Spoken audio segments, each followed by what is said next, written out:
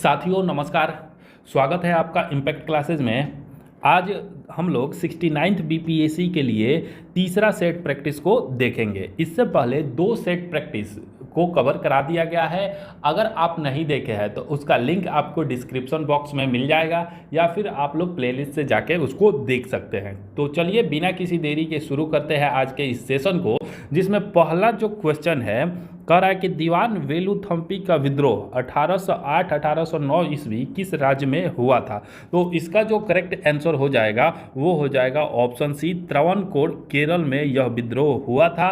केरल में त्रावणकोर के राजा ने लॉर्ड ब्लेजली की सहायक संधि स्वीकार करने से मना कर दिया था, जिसके परिणाम स्वरूप यह वेलुथम्पी का विद्रोह हुआ था। इसको ध्यान रखिएगा। चलिए नेक्स्ट क्वेश्चन देखते हैं। निम्नलिखित में से किसका योगदान होम रूल लीग की स्थापना में नहीं था। तो इसका करेक्ट आंसर हो जाएगा ऑप्शन सी, टीएस ऑलकॉट जो है इनका होम रूल लीग की स्थापना में कोई योगदान नहीं था। एनी बेसेंट, एस सुब्रमण्यम और बीजी तिलक, इन तीनों ने मिलकर होम रूल लीग की स्थापना की थी। नेक्स्ट क्वेश्चन देखते हैं। तीसरा है कि निष्क्रिय विरोध के सिद्धांत का प्रतिपादन निम्नलिखित में से किसने किया था। तो निष्क्रिय विरोध जो है वो अरविंद घोष का सिद्धांत था। इन्होंने ही निष्क्रिय विरोध सिद्धांत का प्रतिपादन किया था। नेक्स्ट क्वेश्चन है चौथा, मद्रास में वेद समाज की स्थापना किसने की थी। तो इसका जो करेक्ट आंसर हो जाएगा वो हो जाएगा ऑप्शन सी, के श्रीधरालु नायडू के द्वारा मद्रास में वेद समाज की स्थापना किया गया था। इसलिए इसका जो करेक्ट आंसर हो जाएगा ऑप्शन सी हो जाएगा। नेक्स्ट क्वेश्चन है पांचवा, भारत में किस अधिनियम के माध्यम से पहली बार महिलाओं को भी मताधिकार प्रदान किया गया। तो इसका करेक्ट आंसर जो हो जाएगा वो हो जाएगा ऑप्शन बी, भारत शासन अधिनियम 1919 के द्वारा भारत में महिलाओं को पहली बार मताधिकार प्रदान किया गया था। चलिए नेक्स्ट क्वेश्चन देखते हैं। छठा, अगस्त प्रस्ताव किस वायसराय के द्वारा लाया गया था। तो अगस्त प्रस्ताव जो है वो लॉर्ड लिनलिथगो के द्वारा लाया गया था वर्ष 1940 में। ये भी आप लोग ध्यान रखिएगा कि कब लाया गया था। तो 8 अगस्त 1940 को इसको लाया गया था। नेक्स्ट क्वेश्चन देखते हैं सातवां, आओ हम इस पुराने वृक्ष के खोखले तने पर प्रहार करें, शाखाएं तो स्वयं गिर जाएगी, हमारे प्रयत्नों से मराठा पताका कृष्णा नदी से अटक तक फहराने लगेगी। उपरोक्त कथन किस मराठा पेशवा का है।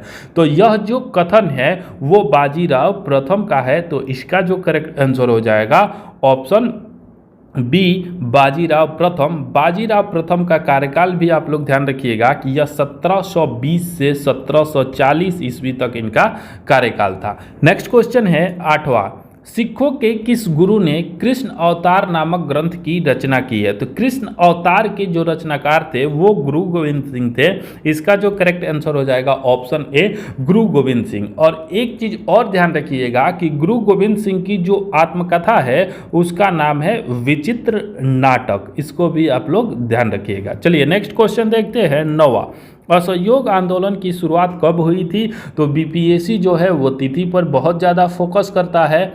तो इसका जो करेक्ट आंसर हो जाएगा वो हो जाएगा ऑप्शन बी, 1 अगस्त 1920 को ध्यान रखिएगा।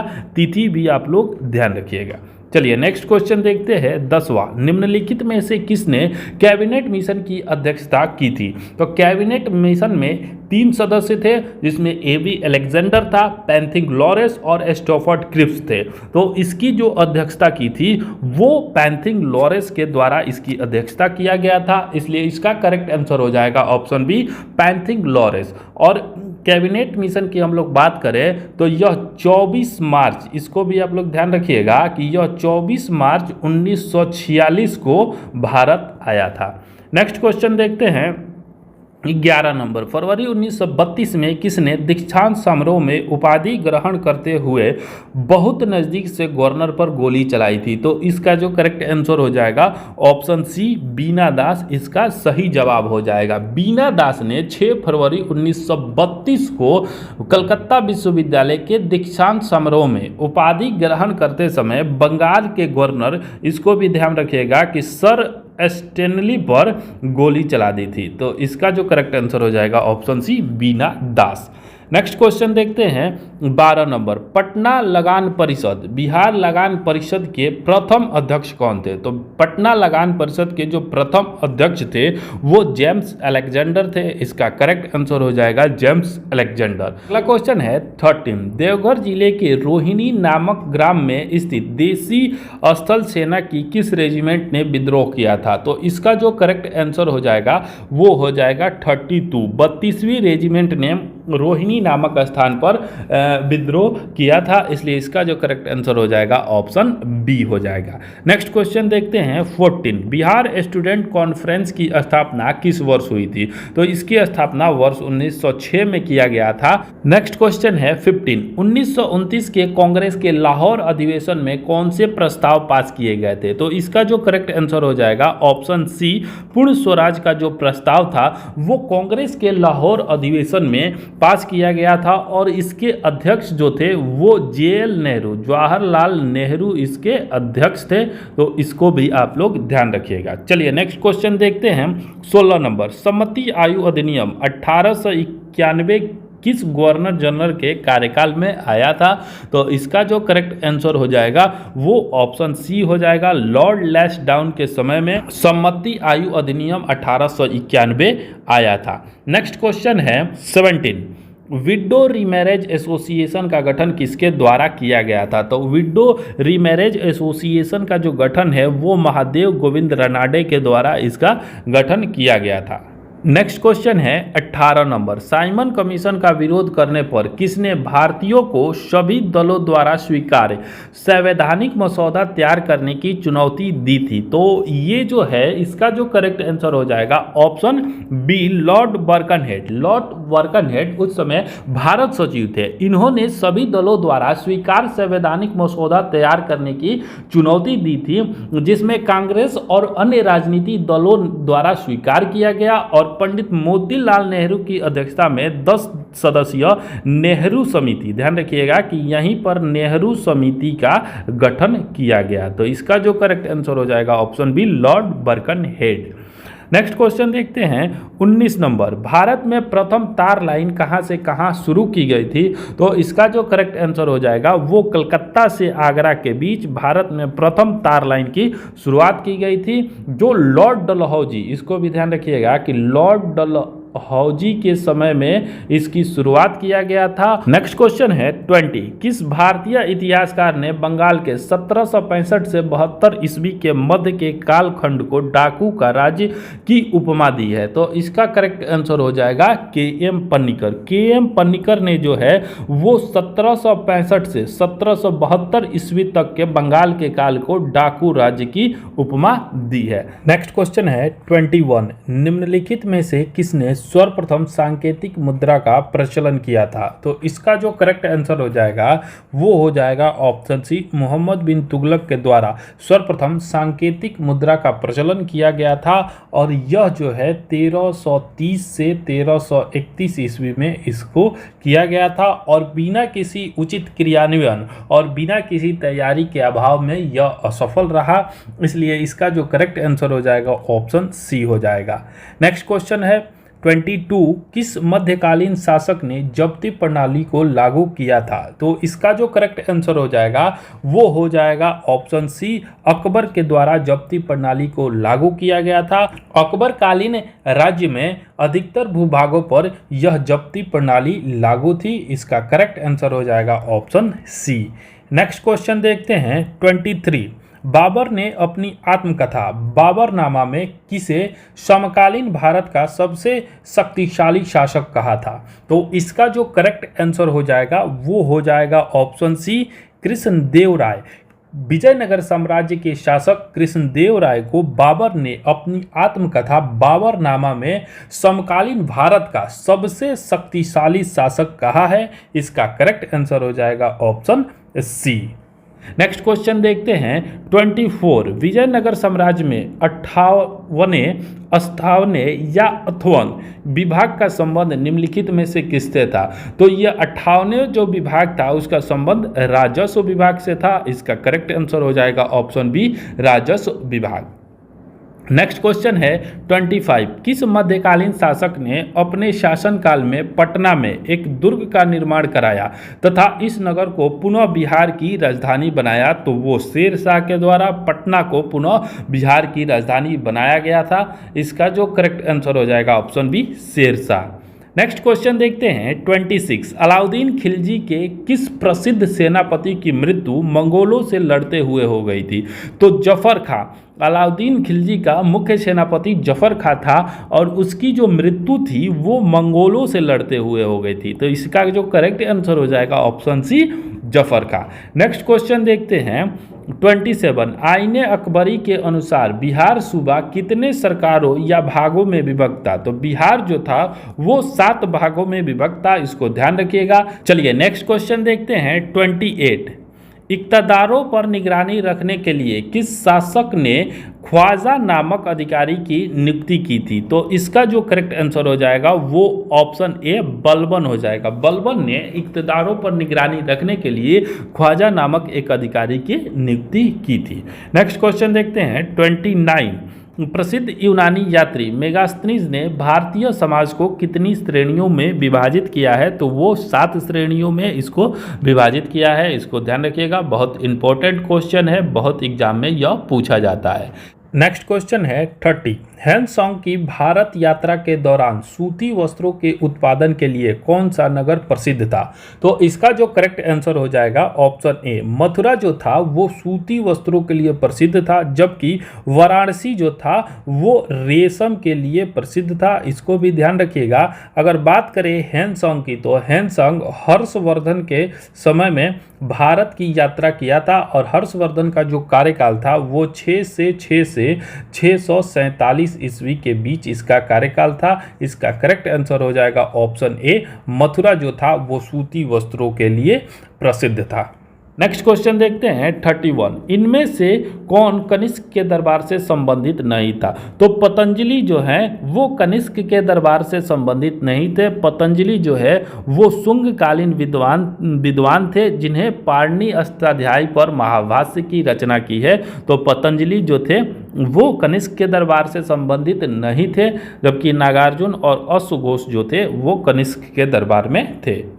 नेक्स्ट क्वेश्चन है 32। निम्नलिखित में से कौन सा युग्म सुमेलित नहीं है, पूछ रहा है। एक तरफ महाजनपद दिया गया है और दूसरी तरफ उसकी राजधानी दिया गया है। तो आइए इसको देखते हैं। चेदी दिया गया है ऑप्शन ए, शक्तिमती। तो ये बिल्कुल सही है। चेदी की जो राजधानी थी वो शक्तिमती थी। बी कह रहा है अस्मक। अस्मक की जो राजधानी थी वो पोटली या पोतन थी। तो ये भी सही है। सी कह रहा है कुरु। कुरु की जो राजधानी थी वो इंद्रप्रस्थ थी। तो ये भी सही है। इसलिए इसका जो करेक्ट आंसर हो जाएगा ऑप्शन डी, उपयुक्त में से एक से अधिक।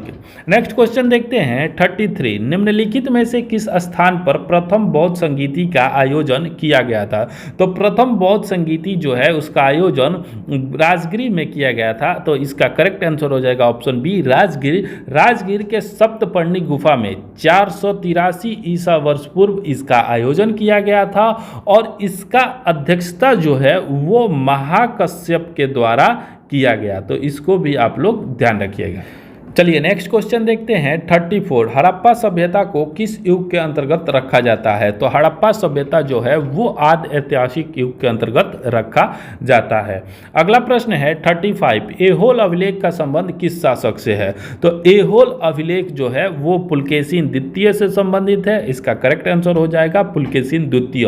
ऐहोल अभिलेख जो है उसमें पुलकेशिन द्वितीय और हर्षवर्धन के बीच युद्ध का वर्णन मिलता है। इसको भी ध्यान रखिएगा।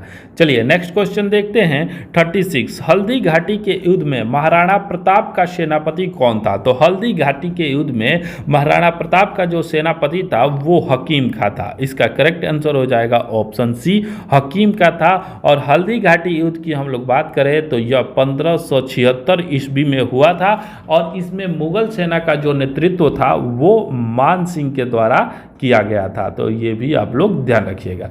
चलिए नेक्स्ट क्वेश्चन देखते हैं 37। गुप्त काल में बिना जोती हुई जंगली भूमि को क्या कहा जाता था? तो गुप्त काल में जो बिना जोती हुई भूमि थी उसे अप्रहत कहा जाता था। इसका करेक्ट आंसर हो जाएगा ऑप्शन सी, अप्रहत।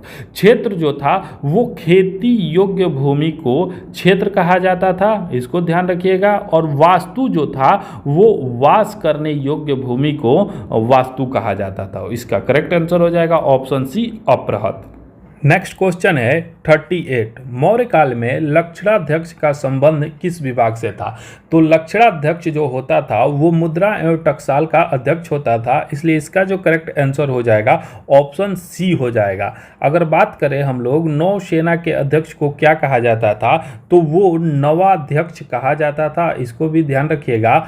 और मापतौल विभाग का जो अध्यक्ष होता था उसे पौतवा अध्यक्ष कहा जाता था, तो इसको भी आप लोग ध्यान रखिएगा। नेक्स्ट क्वेश्चन है 39। महावीर स्वामी की मृत्यु निम्नलिखित में से किस नगर में हुई थी? तो महावीर स्वामी की जो मृत्यु है वो पावापुरी में हुई थी। 499 ईसा वर्ष पूर्व पावापुरी में महावीर स्वामी की मृत्यु हुई थी। नेक्स्ट क्वेश्चन है 40। सिंधु सभ्यता में मिट्टी के बर्तनों पर सामान्यतः किस रंग का उपयोग हुआ था? तो इसका जो करेक्ट आंसर हो जाएगा वो हो जाएगा ऑप्शन सी, लाल रंग का उपयोग किया गया था। सिंधु सभ्यता में जो मिट्टी के बर्तन थे उन पे सामान्यतः लाल रंग का उपयोग किया गया था। चलिए नेक्स्ट क्वेश्चन देखते हैं 41। पूर्ण आंतरिक परावर्तन होता है जब प्रकाश गुजरता है, तो इसका जो करेक्ट आंसर हो जाएगा वो हो जाएगा ऑप्शन ए, हीरे से कांच में जब प्रकाश गुजरता है तब पूर्ण आंतरिक परावर्तन होता है। नेक्स्ट क्वेश्चन देखते हैं 42। सर्च लाइट में प्रयुक्त होने वाला दर्पण कौन सा है? तो सर्च लाइट में अवतल दर्पण का प्रयोग किया जाता है, इसका करेक्ट आंसर हो जाएगा ऑप्शन बी, अवतल दर्पण। नेक्स्ट क्वेश्चन देखते हैं 43। एक तरंग के निम्नलिखित गुणों में से जो दूसरे से स्वतंत्र है वे कौन सा होता है? तो इसका जो करेक्ट आंसर हो जाएगा ऑप्शन ए, आयाम हो जाएगा। आयाम जो होता है वो तरंग के दूसरे गुणों से स्वतंत्र होता है, इसलिए इसका करेक्ट आंसर हो जाएगा ऑप्शन ए। नेक्स्ट क्वेश्चन देखते हैं 44। समान विमीय सूत्र डायमेंशनल फॉर्मूला वाले भौतिक राशि की एक जोड़ी है, तो इसका जो करेक्ट आंसर हो जाएगा वो हो जाएगा ऑप्शन ए, संवेग तथा आवेग का जो बीमा होता है, जो डायमेंशन होता है वो सेम होता है, इसका करेक्ट आंसर हो जाएगा ऑप्शन ए। नेक्स्ट क्वेश्चन है 45। क्रिया और प्रतिक्रिया होते हैं, तो क्रिया और प्रतिक्रिया जो होता है वो न्यूटन की गति के तीसरे नियम के अनुसार प्रत्येक क्रिया के लिए हमेशा एक समान और विपरीत दिशा में प्रतिक्रिया होती है, तो परिणाम में ये बराबर होते हैं और विपरीत दिशा में कार्यरत होते हैं, तो इसलिए इसका जो करेक्ट आंसर हो जाएगा ऑप्शन डी हो जाएगा। चलिए नेक्स्ट क्वेश्चन देखते हैं 46। यदि किसी ध्वनि का आयाम दोगुना कर दिया जाए तो इसका जो करेक्ट आंसर हो जाएगा वो हो जाएगा ऑप्शन डी, उपयुक्त में से कोई नहीं। आयाम जो है वो वेग, आवृत्ति और तरंगदैर्घ्य पर निर्भर नहीं करता है, इसलिए ध्वनि के आयाम में कोई परिवर्तन नहीं होगा, इसका करेक्ट आंसर हो जाएगा ऑप्शन डी। नेक्स्ट क्वेश्चन देखते हैं 47। आयनिक बंध के निर्माण के दौरान एक परमाणु से दूसरे परमाणु में हस्तांतरण होता है, तो इसका जो करेक्ट आंसर हो जाएगा ऑप्शन ए, इलेक्ट्रॉनों का एक परमाणु से दूसरे परमाणु में आयनिक बंधन के दौरान हस्तांतरण होता है, ऑप्शन ए करेक्ट आंसर हो जाएगा। नेक्स्ट क्वेश्चन देखते हैं 48। निम्न में से किस तरंग को ऊष्मा तरंग भी कहा जाता है?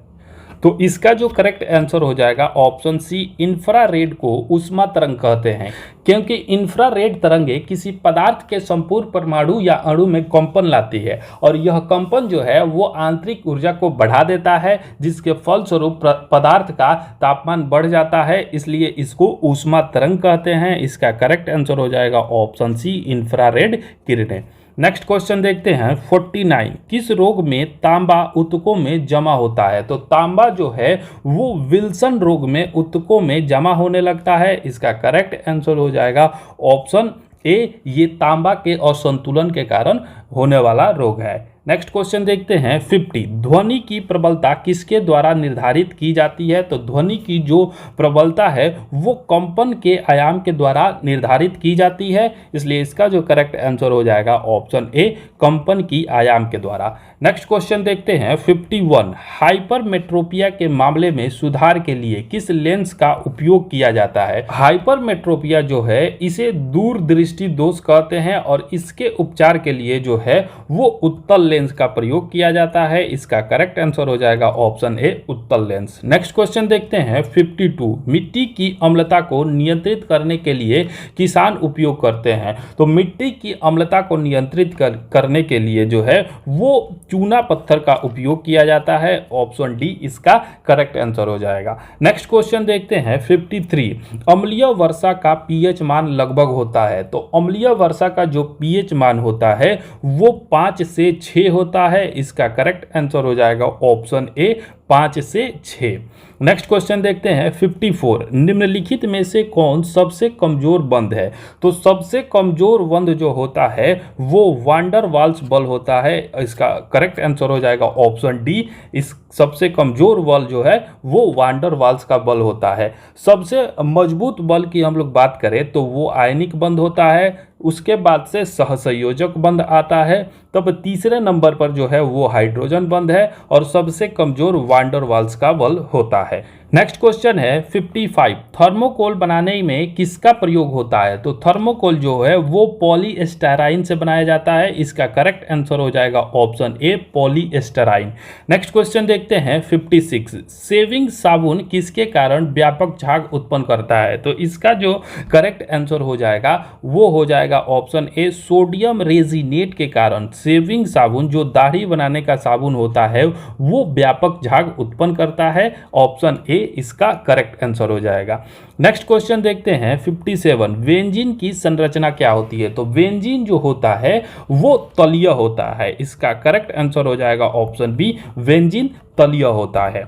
नेक्स्ट क्वेश्चन है 58। स्थिर तापमान और दबाव पर सभी गैसों की समान मात्रा में मोल की संख्या समान होती है, यह क्या है? तो यह जो है वो अवोगाड्रो सिद्धांत है। इसका करेक्ट आंसर हो जाएगा ऑप्शन सी, अवोगाड्रो का यह सिद्धांत है। अवोगाड्रो के सिद्धांत के अनुसार स्थिर तापमान और दबाव पर प्रत्येक गैस की समान मात्रा में मोल की संख्या समान होती है। इसका करेक्ट आंसर हो जाएगा ऑप्शन सी। नेक्स्ट क्वेश्चन देखते हैं 59। निम्नलिखित में से किसे पर्ल एस कहा जाता है? तो पर्ल एस जो है वो K2CO3 को कहा जाता है। इसका करेक्ट आंसर हो जाएगा ऑप्शन सी, K2CO3 जो है वो पर्ल एस के नाम से जाना जाता है और यह जो है वो अकार्बनिक यौगिक है और पानी में घुलनशील होता है। नेक्स्ट क्वेश्चन है 60। एड्स संक्रमण का पता लगाया जा सकता है? तो एड्स के संक्रमण का पता लगाने के लिए एलिसा टेस्ट किया जाता है। इसका करेक्ट आंसर हो जाएगा option A, ELISA test. Next question देखते हैं 61। उत्परिवर्तन की क्रियात्मक इकाई क्या होती है? तो उत्परिवर्तन की जो क्रियात्मक इकाई होती है वो न्यूटन होती है। इसका करेक्ट आंसर हो जाएगा option B, Newton. Next question देखते हैं 62। सीखने से संबंधित क्रिया मानव मस्तिष्क के किस भाग से संबंधित है? तो सीखने की जो क्रिया है वो मानव मस्तिष्क के सेरेब्रम से संबंधित है। इसका करेक्ट आंसर हो जाएगा ऑप्शन सी, सेरेब्रम। अगला क्वेश्चन देखते हैं 63। आंख के सबसे बाहरी भाग को क्या कहा जाता है? तो आंख का जो सबसे बाहरी भाग होता है उसे कॉर्निया कहा जाता है। इसका करेक्ट आंसर हो जाएगा ऑप्शन ए, कॉर्निया। और यह जो है वो नेत्र डोनेट जो किया जाता है उसमें कॉर्निया का ही डोनेट किया जाता है। नेक्स्ट क्वेश्चन देखते हैं 64। फूल का कौन सा भाग विकसित होकर फल बनता है? तो अंडाशय जो है, ओवरी, फूल का अंडाशय विकसित होकर फल बनता है। इसका करेक्ट आंसर हो जाएगा ऑप्शन सी। नेक्स्ट क्वेश्चन है 65। मेंडल ने अपने प्रयोगों के लिए मटर के पौधे को चुना क्योंकि, आइए इसको देखते हैं। ऑप्शन ए कह रहा है कि मटर के पौधों का उत्पादन कम समय में होता है, तो ये बिल्कुल सही है। मटर के पौधे का जो उत्पादन होता है वो कम समय में होता है। मटर के पौधे का स्वनिषेचित किया जा सकता है, ये भी बिल्कुल सही है। मटर के पौधे बगीचे में आसानी से उगाए जा सकते हैं, ये भी बिल्कुल सही है। इसलिए इसका जो करेक्ट आंसर हो जाएगा वो हो जाएगा ऑप्शन डी, उपयुक्त में से एक से अधिक। नेक्स्ट क्वेश्चन है 66, पुनर्जनन की शक्ति सबसे कम होती है। तो पुनर्जनन की जो सबसे कम शक्ति होती है वो मस्तिष्क की कोशिकाओं में होती है। मस्तिष्क की कोशिकाएं जो होती है वो पुनर्जन्म की शक्ति नहीं रखती है। इसका करेक्ट आंसर हो जाएगा ऑप्शन ए, मस्तिष्क की कोशिकाएं। नेक्स्ट क्वेश्चन है 67, सिनॉप्सिस अर्धसूत्री विभाजन की किस अवस्था में होता है। तो सिनॉप्सिस जो होता है वो अर्धसूत्री विभाजन की जाइगोटिन अवस्था में होता है। आप लोगों को पता होगा कि अर्धसूत्री विभाजन के 5 फेज होते हैं, जिसमें सबसे पहला जो फेज होता है वो लेप्टोटीन होता है, दूसरा फेज जो होता है वो जाइगोटिन होता है, तीसरा फेज जो होता है वो पैकिटिन होता है, चौथा फेज जो होता है वो डिप्लोटीन होता है और पांचवा फेज जो होता है वो डाइकीनेसिस होता है। इसको भी आप लोग ध्यान रखिएगा। तो सिनॉप्सिस जो होता है वो जाइगोटिन में होता है। इसका करेक्ट आंसर हो जाएगा ऑप्शन सी। नेक्स्ट क्वेश्चन देखते हैं 68, पत्ती का मुख्य कार्य क्या है। तो पत्ती का जो मुख्य कार्य होता है वो प्रकाश संश्लेषण इसका मुख्य कार्य होता है। इसका करेक्ट आंसर हो जाएगा ऑप्शन बी। नेक्स्ट क्वेश्चन है 69, मलेरिया रोग से शरीर का कौन सा अंग प्रभावित होता है। तो इसका जो करेक्ट आंसर हो जाएगा ऑप्शन ए, प्लीहा जो है वो मलेरिया से प्रभावित होता है। अगर बात करें हम लोग मलेरिया रोग की तो यह एक परजीवी रोग है, इसको भी ध्यान रखिएगा। और यह जो है प्लाज्मोडियम नामक परजीवी से फैलता है। इसका करेक्ट आंसर हो जाएगा ऑप्शन ए। नेक्स्ट क्वेश्चन देखते हैं 70, निम्नलिखित में से कौन सा अनुच्छेद राज्यों की विधानसभाओं में एंग्लो इंडियन समुदाय के प्रतिनिधित्व में संबंधित है। तो इसका जो करेक्ट आंसर हो जाएगा वो हो जाएगा अनुच्छेद 333 जो है वो राज्यों की विधानसभाओं में एंग्लो इंडियन समुदाय के प्रतिनिधित्व से संबंधित है। वहीं हम लोग अगर बात करें 334 अनुच्छेद की तो यह अनुच्छेद मूल रूप से 1960 में निर्वाचित सीटों के आरक्षण को समाप्त करने का प्रावधान था, लेकिन इसे 8वें संविधान संशोधन द्वारा 1970 तक बढ़ा दिया गया। आरक्षण की अवधि को 104वें संविधान संशोधन के द्वारा 2030 तक बढ़ा दिया गया। वहीं हम लोग बात करें अनुच्छेद 332 की तो 332 जो है वो राज्यों की विधानसभाओं में अनुसूचित जातियों और अनुसूचित जनजातियों के लिए सीटों का आरक्षण का प्रावधान करता है। तो इसको भी ध्यान रखिएगा। नेक्स्ट क्वेश्चन देखते हैं 71, जनहित याचिका कहाँ दायर की जा सकती है। तो जनहित याचिका जो है वो उच्च न्यायालयों और सर्वोच्च न्यायालय दोनों में जारी की जा सकती है। इसका करेक्ट आंसर हो जाएगा ऑप्शन डी। नेक्स्ट क्वेश्चन देखते हैं 72, भारतीय संविधान के किस अनुच्छेद के तहत अंतर्राष्ट्रीय समझौते को प्रभावी बनाने के लिए संसद संपूर्ण भारतीय क्षेत्र या इसके किसी भाग के लिए कानून बना सकती है। तो इसका जो करेक्ट आंसर हो जाएगा ऑप्शन डी, अनुच्छेद 253 के तहत अंतर्राष्ट्रीय समझौते को प्रभावी बनाने के लिए संसद जो है वो संपूर्ण भारतीय क्षेत्र पर या किसी एक विशेष क्षेत्र पर कानून बना सकती है। इसका करेक्ट आंसर हो जाएगा ऑप्शन डी। नेक्स्ट क्वेश्चन देखते हैं 73, भारत को संविधान की किस प्रकार की शासन प्रणाली प्रदान करता है। तो इसका जो करेक्ट आंसर हो जाएगा वो हो जाएगा ऑप्शन सी, संसदीय शासन प्रणाली। बेसिकली मुख्यतः 2 प्रकार के शासन प्रणाली होते हैं, एक संसदीय शासन प्रणाली और एक राष्ट्रपति शासन प्रणाली। तो भारत में जो है वो संसदीय प्रणाली को अपनाया गया है। नेक्स्ट क्वेश्चन देखते हैं 74, केंद्र राज्य का संबंध का उल्लेख निम्नलिखित में से किस अनुसूची में है। तो इसका जो करेक्ट आंसर हो जाएगा वो हो जाएगा ऑप्शन ए, 7वीं अनुसूची में जो है वो केंद्र राज्य संबंधों का प्रावधान किया गया है। और इसमें जो है वो 3 सूचियां बनाई गई है। पहला जो है वो संघ सूची है जिसमें 100 विषय शामिल है। दूसरा जो है वो राज्य सूची है, इसमें 66 विषय शामिल है। और तीसरा जो सूची है वो है समवर्ती सूची और इसमें जो है वो 47 विषय शामिल है। इसका करेक्ट आंसर हो जाएगा ऑप्शन ए, केंद्र राज्य का जो संबंध है उसका उल्लेख 7वीं अनुसूची में किया गया है। नेक्स्ट क्वेश्चन देखते हैं 75। संवैधानिक उपचार का अधिकार किसके अंतर्गत आता है? तो संवैधानिक उपचार का अधिकार जो है वो अनुच्छेद 32 के तहत दिया गया है और यह जो है वो मौलिक अधिकार है। इसका करेक्ट आंसर हो जाएगा ऑप्शन ए, मौलिक अधिकार। मौलिक अधिकार की हम लोग बात करें तो यह भाग 3 में अनुच्छेद 12 से 35 तक इसका वर्णन किया गया है। इसका करेक्ट आंसर जो हो जाएगा ऑप्शन ए हो जाएगा।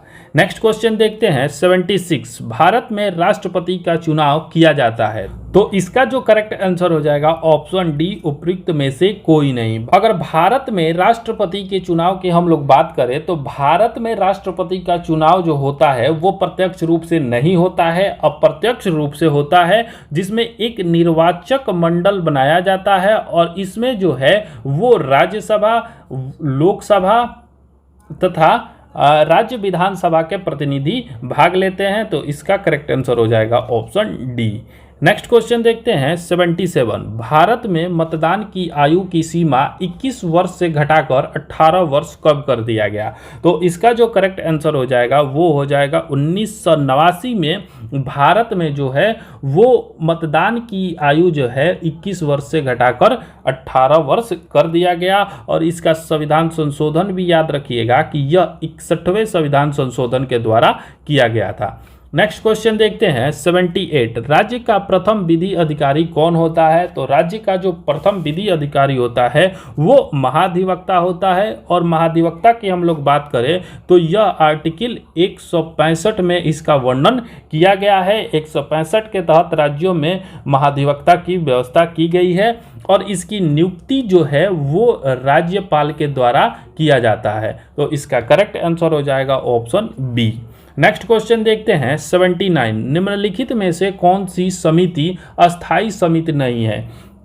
तो इसका जो करेक्ट आंसर हो जाएगा ऑप्शन डी, सलाहकार समिति जो है वो अस्थायी समिति नहीं है। संसदीय लोक लेखा समिति अस्थायी समिति है, प्रकलन समिति भी अस्थायी समिति है, सार्वजनिक उद्यम समिति भी अस्थायी समिति है, जबकि सलाहकार समिति जो है वो अस्थायी समिति है। इसलिए इसका करेक्ट आंसर हो जाएगा ऑप्शन डी। नेक्स्ट क्वेश्चन देखते हैं 80। भारत में उच्चतम न्यायालय का गठन कब किया गया? तो भारत में जो है उच्चतम न्यायालय का गठन 26 जनवरी 1950 को किया गया। इसका करेक्ट आंसर हो जाएगा ऑप्शन बी, 26 जनवरी 1950 को भारत में जो है उच्चतम न्यायालय का गठन किया गया। नेक्स्ट प्रश्न देखते हैं 81। न्यायिक सक्रियता की अवधारणा पहली बार किस देश में अपनाई गई थी? तो न्यायिक सक्रियता जो है वो पहली बार अमेरिका में अपनाई गई थी। इसका करेक्ट आंसर हो जाएगा ऑप्शन सी, अमेरिका में। नेक्स्ट क्वेश्चन देखते हैं 82। संविधान के किस भाग में आपात उपबंधों का उल्लेख किया गया है? तो संविधान के भाग 18 में आपात उपबंध का उल्लेख किया गया है और यह जो है अनुच्छेद 352 से, ध्यान रखिएगा कि 352 से 360 तक वर्णित है। और आपात उपबंध का हम लोग बात करें तो यह जो प्रावधान है वो जर्मनी के वाइमर संविधान से लिया गया है। इसको भी आप लोग ध्यान रखिएगा। चलिए नेक्स्ट क्वेश्चन देखते हैं 83। राष्ट्रीय हरित न्यायाधिकरण की स्थापना कब की गई? तो इसका जो करेक्ट आंसर हो जाएगा वो हो जाएगा ऑप्शन ए, 2010 में राष्ट्रीय हरित न्यायाधिकरण की स्थापना की गई और इसके जो वर्तमान अध्यक्ष हैं वो है आदर्श कुमार गोयल, AK गोयल इसके वर्तमान में अध्यक्ष है। नेक्स्ट क्वेश्चन देखते हैं 84। दिल्ली में विधानमंडल और मंत्रिपरिषद का सृजन किया गया। तो दिल्ली में जो है वो विधानमंडल और मंत्रिपरिषद का सृजन 69वें संविधान संशोधन अधिनियम के द्वारा किया गया था और यह जो संशोधन है 1991 में हुआ था। इसका करेक्ट आंसर हो जाएगा ऑप्शन बी। नेक्स्ट क्वेश्चन देखते हैं 85। राज्यसभा के सभापति का चुनाव कौन करता है? तो राज्यसभा के सभापति का जो चुनाव है वो लोकसभा तथा राज्यसभा के सभी सदस्य करते हैं। इसका करेक्ट आंसर हो जाएगा ऑप्शन बी। नेक्स्ट क्वेश्चन देखते हैं 86। निम्न में से लॉरेंज वक्र द्वारा मापा जाता है। तो लॉरेंज वक्र जो है वो आय की असमानता को मापता है? इसका करेक्ट आंसर हो जाएगा ऑप्शन सी, आय की असमानता। अगला क्वेश्चन देखते हैं 87। किस पंचवर्षीय योजना के तहत कृषि में नकारात्मक वृद्धि दर्ज की गई थी? तो इसका जो करेक्ट आंसर हो जाएगा वो हो जाएगा ऑप्शन ए, तीसरी पंचवर्षीय योजना जो थी उसमें कृषि में नकारात्मक वृद्धि दर्ज की गई थी और यह जो थी वर्ष 1961 से 65 तक चली थी और -1% की इसमें नकारात्मक वृद्धि दर्ज की गई थी। नेक्स्ट क्वेश्चन देखते हैं 88। दूसरी पंचवर्षीय योजना निम्नलिखित में से किस मॉडल पर आधारित थी? तो दूसरी पंचवर्षीय योजना जो थी वो पीसी महालनोबिस मॉडल पर आधारित थी और इसका जो कार्यकाल था, इसकी जो अवधि थी वो 56 से 61 तक थी। इसको भी आप लोग ध्यान रखिएगा। और प्रथम पंचवर्षीय योजना जो थी 1951 से 56 तक, यह जो थी वो हैरड डोमर मॉडल पर आधारित थी। इसका करेक्ट आंसर हो जाएगा ऑप्शन सी। नेक्स्ट क्वेश्चन देखते हैं 89। भारत में शून्य आधारित बजट कब लागू किया गया था? तो भारत में जो है शून्य आधारित बजट जो है वो 1987-88 में लागू किया गया था। इसका करेक्ट आंसर जो हो जाएगा वो हो जाएगा ऑप्शन सी।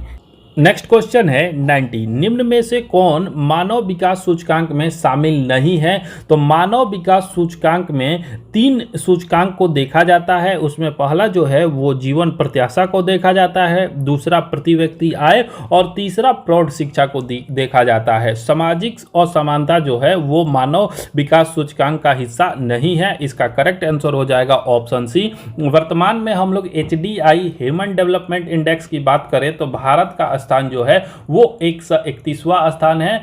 इसको भी आप लोग ध्यान रखिएगा। नेक्स्ट क्वेश्चन देखते हैं 91। औद्योगिक कर्मकारों के लिए उपभोक्ता मूल्य सूचकांक CPI-IW कौन जारी करता है? तो CPI-IW जो है वो जारी करता है श्रम ब्यूरो। श्रम ब्यूरो के द्वारा CPI-IW औद्योगिक कर्मकारों के लिए उपभोक्ता मूल्य सूचकांक जारी किया जाता है। इसका करेक्ट आंसर हो जाएगा ऑप्शन बी। नेक्स्ट क्वेश्चन देखते हैं 92। भारतीय आयात निर्यात बैंक की स्थापना कब किया गया था? तो इसका जो करेक्ट आंसर हो जाएगा वो हो जाएगा ऑप्शन सी, 1982। ध्यान रखिएगा कि 1 जनवरी 1982 को इसकी स्थापना किया गया था। करेक्ट आंसर ऑप्शन सी हो जाएगा। नेक्स्ट क्वेश्चन देखते हैं 93। प्राथमिक घाटा एवं ब्याज भुगतान का योग निम्न में से किसके बराबर होता है? तो प्राथमिक घाटा और ब्याज भुगतान का जो योग होता है वो राजकोषीय घाटा के बराबर होता है। इसका करेक्ट आंसर हो जाएगा ऑप्शन डी। राजकोषीय घाटा जो होता है वो प्राथमिक घाटा और ब्याज भुगतान का योग होता है। नेक्स्ट क्वेश्चन देखते हैं 94। मुद्रास्फीति तथा बेरोजगारी के संबंध में कौन सा वक्र दर्शाता है? तो मुद्रास्फीति और बेरोजगारी को जो है वो फिलिप्स वक्र दर्शाता है। इसका करेक्ट आंसर हो जाएगा ऑप्शन डी। नेक्स्ट क्वेश्चन है 95। सकल घरेलू उत्पाद और सकल राष्ट्रीय उत्पाद में अंतर है। तो इसका जो करेक्ट आंसर हो जाएगा ऑप्शन ए। सकल घरेलू उत्पाद और सकल राष्ट्रीय उत्पाद में जो अंतर होता है वो विदेश से प्राप्त शुद्ध आय का अंतर होता है। नेक्स्ट क्वेश्चन देखते हैं 96। महानंदा नदी निम्न में से किस जिले में गंगा नदी से मिलती है? तो महानंदा नदी जो है वो कटिहार में गंगा नदी से मिलती है। इसका करेक्ट आंसर हो जाएगा ऑप्शन सी। अगर हम लोग महानंदा नदी की बात करें तो यह महाभारत श्रेणी से निकलती है और महाभारत श्रेणी नेपाल से निकलती है। इसको भी आप लोग ध्यान रखिएगा। चलिए नेक्स्ट क्वेश्चन देखते हैं 97। कैस्पियन सागर में गिरने वाली यूरोप की सबसे लंबी नदी कौन सी है? तो कैस्पियर सागर में गिरने वाली यूरोप की सबसे लंबी नदी वोल्गा नदी है। इसका करेक्ट आंसर हो जाएगा ऑप्शन ए, वोल्गा नदी। चलिए नेक्स्ट क्वेश्चन देखते हैं 98। 2011 की जनगणना के अनुसार कौन सा राज्य में लिंगानुपात सबसे कम है? तो सबसे कम लिंगानुपात वाला जो राज्य है वो हरियाणा है। इसका करेक्ट आंसर हो जाएगा ऑप्शन बी। हरियाणा में जो है वो 879 इसका लिंगानुपात है। अगर न्यूनतम लिंगानुपात में हम लोग बिहार की बात करें तो बिहार का जो लिंगानुपात है वो 918 है और न्यूनतम लिंगानुपात में यह 6वें स्थान पर है। इसका जो करेक्ट आंसर हो जाएगा सबसे कम लिंगानुपात वो हरियाणा में है। नेक्स्ट क्वेश्चन देखते हैं 99। निम्नलिखित में कौन सुमेलित नहीं है? ऑप्शन ए कह रहा है कि बुंदेलखंड का पठार, तो बुंदेलखंड का पठार जो है वो उत्तर प्रदेश और मध्य प्रदेश में है, यह बिल्कुल सही है। बी कह रहा है कि मालवा का पठार, तो मालवा का जो पठार है वो गुजरात, मध्य प्रदेश, वो राजस्थान में है, ये भी सही है। सी कह रहा है कि छोटा नागपुर का पठार, तो छोटा नागपुर का पठार झारखंड, पश्चिम बंगाल एवं बिहार में विस्तृत है, ये भी बिल्कुल सही है। डी कह रहा है कि दंडाकारण्य का पठार, तो ये दंडाकारण्य का जो पठार है वो महाराष्ट्र और कर्नाटक में नहीं है, यह जो है वो पूर्वी मध्य भारत में है। इसमें जो है वो राज्य जो शामिल है वो है छत्तीसगढ़, ध्यान रखिएगा कि छत्तीसगढ़ इसमें शामिल है। उसके बाद से ओडिशा भी इसमें शामिल है और आंध्र प्रदेश भी इसमें शामिल है, तो इसका करेक्ट आंसर हो जाएगा ऑप्शन डी। नेक्स्ट क्वेश्चन देखते हैं 100, निम्नलिखित में कौन सा सही सुमेलित नहीं है, तो आइए इसको देखते हैं। ऑप्शन ए कह रहा है कि जायरे नदी, तो जायरे नदी जो है यह विषुवत रेखा को 2 बार काटती है, बिल्कुल सही है, जायरे नदी विषुवत रेखा को 2 बार काटती है। बी कह रहा है कि लिम्पोपो नदी यह मकर रेखा को 2 बार काटती है, यह भी बिल्कुल सही है। ऑप्शन सी कह रहा है कि आमुर नदी यह चीन व मंगोलिया के मध्य सीमा बनाती है, तो यह गलत है, यह चीन और मंगोलिया नहीं, यह रूस और चीन की सीमा बनाती है। डी कह रहा है कि मेकांग नदी यह दक्षिण पूर्व एशिया की सबसे लंबी नदी है, तो यह बिल्कुल सही है, तो इसमें सही सुमेलित नहीं है, वो हो जाएगा ऑप्शन सी इसका करेक्ट आंसर। नेक्स्ट क्वेश्चन है 101, निम्नलिखित में से कौन सा गैस वायुमंडल में सर्वाधिक मात्रा आयतन का प्रतिशत में पाया जाता है, तो आयतन प्रतिशत में हम लोग बात करें तो नाइट्रोजन सबसे अधिक पाया जाता है जो 78% पाया जाता है। उसके बाद से ऑक्सीजन पाया जाता है जो कि 20.99%, लगभग 23% पाया जाता है। और तीसरे स्थान पर हम लोग बात करें तो वो आर्गन पाया जाता है जो 0.932% पाया जाता है, इसलिए इसका करेक्ट आंसर हो जाएगा option C argon. Next question देखते हैं 102, निम्नलिखित में से कौन सा प्रशांत महासागर की ठंडी जलधारा है, तो इसका जो करेक्ट आंसर हो जाएगा वो हो जाएगा ऑप्शन ए, कैलिफोर्निया की जलधारा जो है वो प्रशांत महासागर की एक ठंडी जलधारा है। वहीं अगर एल नीनो, सुसीमा धारा और अलास्का की बात किया जाए तो यह गर्म जलधारा है, इसलिए इसका जो करेक्ट आंसर हो जाएगा ऑप्शन ए हो जाएगा। नेक्स्ट क्वेश्चन देखते हैं 103, भारत और अफगानिस्तान के बीच सीमा निम्न में से कौन सी रेखा थी, तो इसका जो करेक्ट आंसर हो जाएगा वो हो जाएगा ऑप्शन बी, डुरंड रेखा जो है वो भारत और अफगानिस्तान के बीच सीमा रेखा का निर्धारण करती है। चलिए नेक्स्ट क्वेश्चन देखते हैं 104, सान पठार निम्नलिखित में से किस देश में स्थित है, तो सान पठार जो है वो म्यांमार में स्थित है, इसका करेक्ट आंसर हो जाएगा option B, Myanmar. Next question देखते हैं 105, रावी नदी का उद्गम निम्नलिखित में से किस दर्रा से होता है, तो रावी नदी जो है वो रोहतांग दर्रे से उद्गम होता है, इसका करेक्ट आंसर हो जाएगा ऑप्शन सी, रोहतांग दर्रा। नेक्स्ट क्वेश्चन देखते हैं 106, विश्व की सबसे लंबी नदी क्रूज गंगा विलास कहां से कहां तक चलाई गई, तो गंगा विलास जो है अभी हाल ही में इसको चलाया गया है और यह जो है वो वाराणसी से डिब्रूगढ़ तक इसको चलाया गया, इसका करेक्ट आंसर हो जाएगा वो हो जाएगा वाराणसी से डिब्रूगढ़, जो 3200 किलोमीटर की दूरी तय की और यह 5 राज्यों को पार करके गई थी, इसको भी आप लोग ध्यान रखिएगा।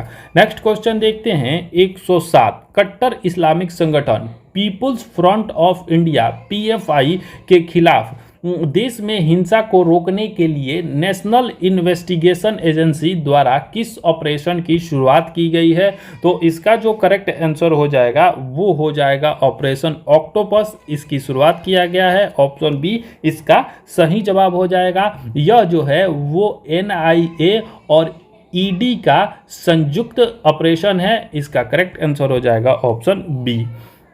नेक्स्ट क्वेश्चन देखते हैं 108, इंटरनेशनल बिग कैट अलायंस के संबंध में निम्नलिखित में से कौन सा कथन सही नहीं है पूछ रहा है, तो आइए इसको देखते हैं। इसकी शुरुआत भारत द्वारा की गई, तो यह बिल्कुल सही है, इसकी शुरुआत जो है वो भारत के द्वारा किया गया। नेपाल इसका संस्थापक सदस्य है, तो ये भी बिल्कुल सही है।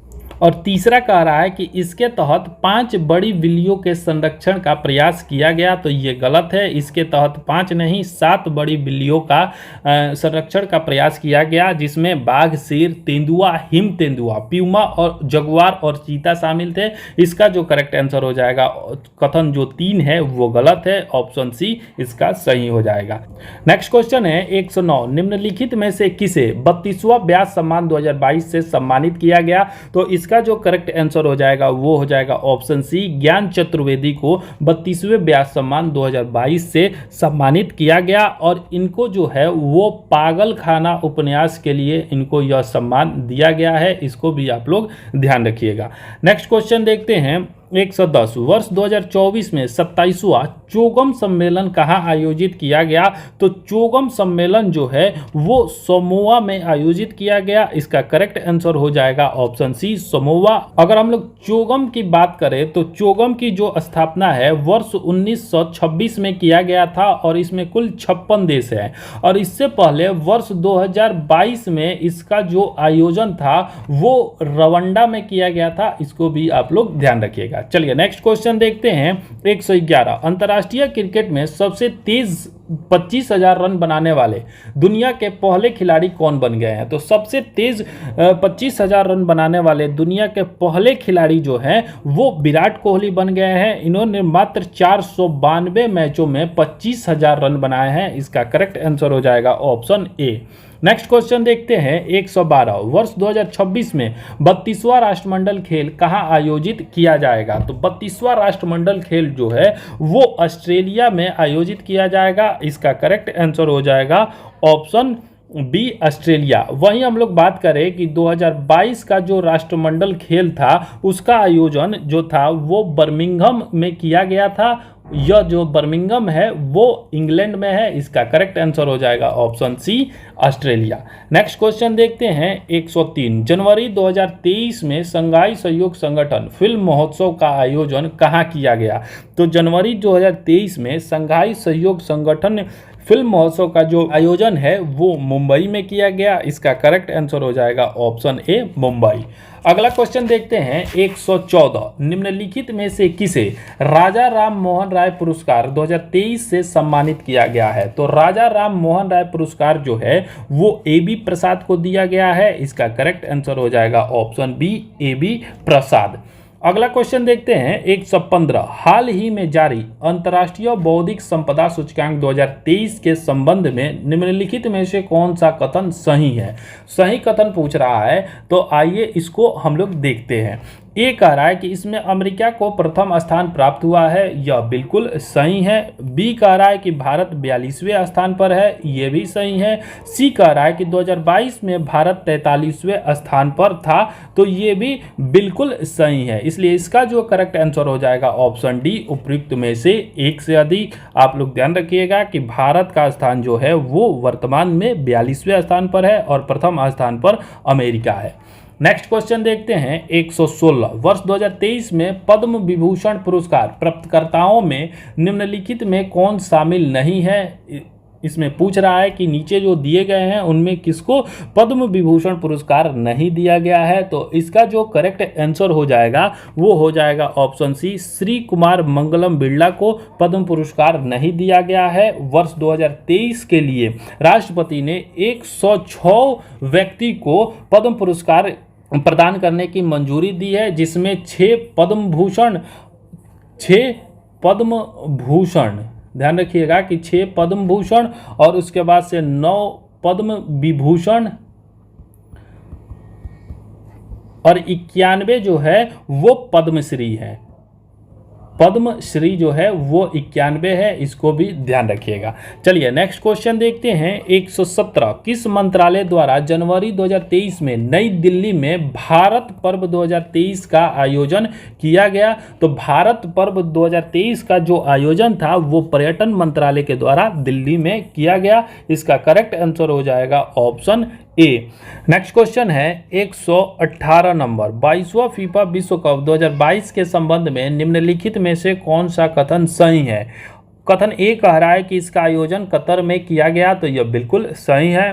2 कह रहा है कि अर्जेंटीना ने ब्राजील को हराकर यह खिताब जीता, तो यह गलत है। अर्जेंटीना ने ब्राजील को नहीं, फ्रांस को हराकर यह खिताब जीता है।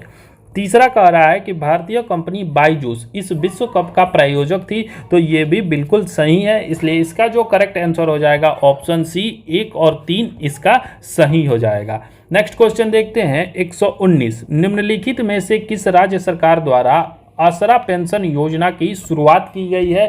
तो आसरा पेंशन योजना जो है वो तेलंगाना के द्वारा शुरुआत किया गया है, इसका करेक्ट आंसर हो जाएगा ऑप्शन ए तेलंगाना। नेक्स्ट क्वेश्चन देखते हैं 120, 13 दिसंबर 2022 को प्रधानमंत्री ने किस नेता की 150वीं जयंती के उपलक्ष्य में एक स्मारक सिक्का और डाक टिकट जारी किया गया? तो इसका जो करेक्ट आंसर हो जाएगा वो हो जाएगा ऑप्शन डी अरबिंदो। श्री अरबिंदो के जन्म दिवस के उपलक्ष्य में प्रधानमंत्री के द्वारा सिक्का और डाक टिकट जारी किया गया। अगला प्रश्न है 121, भारत ने दिसंबर 2022 में किस देश के साथ व्यापक प्रवासन एवं गतिशीलता भागीदारी समझौते पर हस्ताक्षर किए हैं? तो इसका जो करेक्ट आंसर हो जाएगा वो हो जाएगा ऑप्शन ए, भारत ने जर्मनी के साथ व्यापक प्रवासन एवं गतिशीलता भागीदारी पर समझौता किया है, इसका सही जवाब हो जाएगा ऑप्शन ए। नेक्स्ट क्वेश्चन देखते हैं 122, मुंबई ट्रांस हार्बर लीग से संबंधित निम्नलिखित में से कौन सा कथन गलत है? गलत कथन पूछ रहा है, तो आइए इसको देखते हैं। कथन 1 कह रहा है कि यह भारत का सबसे लंबा समुद्री पुल है, तो यह बिल्कुल सही है। दूसरा कथन कह रहा है कि यह पुल 21.8 किलोमीटर लंबा है, तो ये भी सही है। तीसरा कह रहा है कि यह पुल सेवरी को नहवा से जोड़ता है, तो ये भी बिल्कुल सही है। इसलिए इसका जो करेक्ट आंसर हो जाएगा कि गलत कथन पूछ रहा है, तो उपरोक्त में से कोई जो है वो गलत कथन नहीं है। अगर हम लोग बात करें कि मुंबई ट्रांस हार्बर लीग पुल की, तो इसका जो 16.5 किलोमीटर का हिस्सा जो है वो नदी पर बनाया गया है और 5.5 किलोमीटर का हिस्सा जो है वो धरती पर है, और इसमें कुल 18,000 करोड़ की लागत से इसको बनाया गया है। चलिए नेक्स्ट क्वेश्चन देखते हैं 123, केंद्रीय गृह और सहकारिता मंत्री अमित शाह ने हाल ही में जनगणना भवन का उद्घाटन किया, इसका निर्माण कहाँ किया गया है? तो जनगणना भवन जो है वो नई दिल्ली में बनाया गया है, इसका करेक्ट आंसर हो जाएगा ऑप्शन बी नई दिल्ली में। और जनगणना भवन के उद्देश्य की हम लोग बात करें तो यह वर्ष 1981 से अब तक की सभी जनगणनाओं की इतिहास को संकलित इसमें किया जाएगा, इसका करेक्ट आंसर हो जाएगा ऑप्शन बी। अगला क्वेश्चन देखते हैं 124, हाल ही में कौन सा राज्य स्वास्थ्य का अधिकार देने वाला भारत का पहला राज्य बन गया है? अच्छा क्वेश्चन है। स्वास्थ्य का अधिकार देने वाला भारत का जो पहला राज्य है वो राजस्थान बन गया है, इसका करेक्ट आंसर हो जाएगा option C Rajasthan. Next question है 125, भारत का कौन सा राज्य गर्मियों में पानी की कमी से निपटने के लिए जल बजट अपनाने वाला पहला राज्य बन गया है? तो जल बजट जो है वो केरल के द्वारा अपनाया गया है, इसका करेक्ट आंसर हो जाएगा option C Kerala. Next question देखते हैं 126, भारत नौसेना ने प्रोजेक्ट 15-20 श्रेणी के तहत तैयार किया गया और रडार से बचने में सक्षम तीसरे स्वदेशी विध्वंसक युद्धपोत का समुद्री परीक्षण अप्रैल 2023 में किया गया, तो यह जो समुद्र पोत है वो है इम्फाल, इसका करेक्ट आंसर हो जाएगा option B Imphal. Next question है 127, वर्ष 2023 में किस भारतीय शहर को एससीओ की पहली सांस्कृतिक राजधानी के रूप में नामित किया गया है? तो एससीओ की पहली सांस्कृतिक जो राजधानी बनी है वो वाराणसी बनी है, इसका करेक्ट आंसर हो जाएगा option B Varanasi. Next question देखते हैं 128, हाल ही में किस मंत्रालय द्वारा 17/25 पहल की शुरुआत किया गया है? तो इसका करेक्ट आंसर हो जाएगा वो हो जाएगा ऑप्शन सी स्वास्थ्य मंत्रालय के द्वारा 75/25 पहल की शुरुआत किया गया है। 2025 तक इस महत्वाकांक्षी कार्यक्रम का लक्ष्य उच्च रक्तचाप और मधुमेह से पीड़ित 75 मिलियन लोगों को मानक देखभाल प्रदान करना है। इसका करेक्ट आंसर हो जाएगा ऑप्शन सी। नेक्स्ट क्वेश्चन देखते हैं 129। राष्ट्रीय विनिर्माण नवाचार सर्वेक्षण NMIS 2021-22 के अनुसार डैश डैश सबसे नवाचारी राज्य बना है। तो सबसे नवाचारी राज्य जो है वो कर्नाटक बन गया है। इसका करेक्ट आंसर हो जाएगा ऑप्शन सी। नेक्स्ट क्वेश्चन देखते हैं 130। हाल ही में नेपाल के राष्ट्रपति के रूप में किसे नियुक्त किया गया है? तो नेपाल के जो राष्ट्रपति बने हैं वो बने हैं रामचंद्र पौडेल। करेक्ट आंसर हो जाएगा ऑप्शन सी। नेपाल जो है वो वर्ष 2008 में गणतंत्र हुआ था और ये जो है वो तीसरे क्रम के राष्ट्रपति बने हैं, इसको भी ध्यान रखिएगा। नेक्स्ट क्वेश्चन देखते हैं 131। बिहार टेक्सटाइल एवं लेदर पॉलिसी 2022 के संबंध में कौन सा कथन सत्य है? तो इसका जो करेक्ट आंसर हो जाएगा वो हो जाएगा ऑप्शन ए। इसके तहत संयंत्र एवं मशीनरी के लिए पूंजीगत निवेश पर लागत का 25% अनुदान दिया जाएगा जो अधिकतम 10 करोड़ रुपया तक होगा। इसका करेक्ट आंसर हो जाएगा ऑप्शन ए। नेक्स्ट क्वेश्चन देखते हैं 132। गुजरात में आयोजित 36वें राष्ट्रीय खेल 2022 में बिहार को पदक तालिका में कौन सा स्थान प्राप्त हुआ? तो 36वें राष्ट्रीय खेल जो है उसमें बिहार जो है वो 31वें स्थान पर रहा। इसका करेक्ट आंसर हो जाएगा वो हो जाएगा ऑप्शन सी। नेक्स्ट क्वेश्चन देखते हैं 133। हाल ही में बिहार के नए महाधिवक्ता के रूप में किसे नियुक्त किया गया है? तो इसका जो करेक्ट आंसर हो जाएगा ऑप्शन बी। प्रशांत कुमार शाही को बिहार का नया महाधिवक्ता नियुक्त किया गया है। अगर हम लोग महाधिवक्ता की बात करें तो अनुच्छेद 165 के तहत महाधिवक्ता के पद का प्रावधान किया गया है। नेक्स्ट क्वेश्चन देखते हैं 134। चौथे राष्ट्रीय जल पुरस्कार 2022 के संबंध में कौन सा कथन असत्य है? तो आइए इसको देखते हैं। ऑप्शन ए कह रहा है कि जल संरक्षण के क्षेत्र में काम करने वाले राज्यों में मध्य प्रदेश को पहला स्थान प्राप्त हुआ है। तो यह बिल्कुल सही है। जल संरक्षण के क्षेत्र में मध्य प्रदेश जो है वो पहले स्थान पर है। बी कह रहा है कि राज्य स्तरीय श्रेणी में बिहार को उत्तर प्रदेश के साथ संयुक्त रूप से तीसरा स्थान प्राप्त हुआ है। तो यह गलत है। बिहार जो है वो संयुक्त रूप से उत्तर प्रदेश नहीं आंध्र प्रदेश के साथ तीसरे स्थान पर है।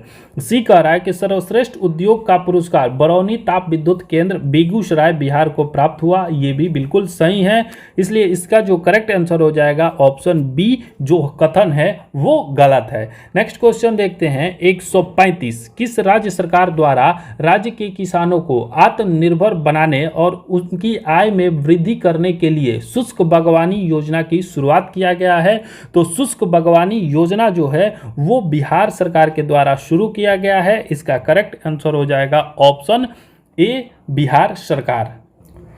नेक्स्ट क्वेश्चन देखते हैं 136। बिहार के किस जिले में गांधी जी पर आधारित एक थीम पार्क का निर्माण किया गया है? तो गांधी जी पर आधारित थीम पार्क का जो निर्माण है वो पश्चिमी चंपारण में किया गया है। इसका करेक्ट आंसर हो जाएगा ऑप्शन सी। नेक्स्ट क्वेश्चन देखते हैं 137। निम्नलिखित में से बिहार के किस शासक त्रिपक्षीय संघर्ष में भाग लिया था? तो बिहार के धर्मपाल ने, पाल वंशीय शासक धर्मपाल ने त्रिपक्षीय संघर्ष में भाग लिया था। इसका करेक्ट आंसर हो जाएगा ऑप्शन डी। नेक्स्ट क्वेश्चन है 138। बहावी आंदोलन से कौन संबंधित नहीं था पूछ रहा है। तो बहावी आंदोलन की हम लोग बात करें तो सैयद अहमद बरेलवी ने 1821 में पटना में बहावी आंदोलन के बेहतर संचालन के लिए 4 खलीफा को नियुक्त किया था, जिसमें फरहात हुसैन, शाह मोहम्मद हुसैन, विलायत अली और चौथे जो थे वो थे इनायत अली। तो ये तीनों जो हैं वो बहावी आंदोलन से संबंधित है। इनायत अली भी बहावी आंदोलन से संबंधित है। इसलिए इसका जो करेक्ट आंसर हो जाएगा ऑप्शन डी हो जाएगा। नेक्स्ट क्वेश्चन है 139। व्यक्तिगत सत्याग्रह आंदोलन के दौरान श्री कृष्ण सिंह को कब गिरफ्तार किया गया? तो इसका जो करेक्ट आंसर हो जाएगा वो हो जाएगा ऑप्शन डी। नवंबर 1940 में श्री कृष्ण सिंह को गिरफ्तार किया गया था और एग्जैक्ट डेट भी आप लोग ध्यान रखिएगा कि 27 नवंबर 1940 को श्री कृष्ण सिंह को गिरफ्तार किया गया। नेक्स्ट क्वेश्चन है 140 उर्दू को बिहार की द्वितीय मातृभाषा का दर्जा कब दिया गया? तो उर्दू को जो है वर्ष 1984 में द्वितीय मातृभाषा का दर्जा दिया गया। इसका करेक्ट आंसर हो जाएगा ऑप्शन सी। इसको आप लोग ध्यान रखिएगा। तो यहाँ हमारा तीसरा इडुटेरिया का जो सेट प्रैक्टिस था 69th बीपीएससी के लिए वो समाप्त हुआ। आपके कितने सही हो रहे हैं, स्कोर आपके क्या है, आप कमेंट करके ज़रूर बताइए। चलिए धन्यवाद, फिर मिलते हैं हम लोग नेक्स्ट वीडियो में। तब तक के लिए थैंक यू।